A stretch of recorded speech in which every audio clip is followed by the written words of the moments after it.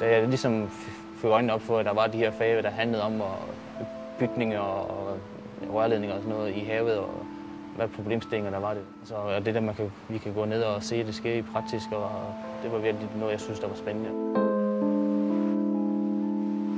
Nu er jeg så heldig, at også jeg kan komme til at lave en masse forsøg og sådan prøve tingene af sådan rent praktisk. Altså man ikke bare sidder og læser teorien i en bog, men man så kan ned i laboratoriet og rent faktisk se, hvordan det forholder sig sådan i den virkelige verden.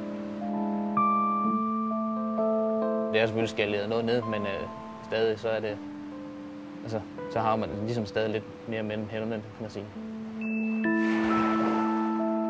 Det kan godt være, at man har lige en dag, hvor man virkelig suger på sine lektier, og så er man selvfølgelig glad for det, men altså, nej, overordnet set, der vil jeg stadig have valgt, som jeg har gjort, hvis jeg skulle gøre det helt om.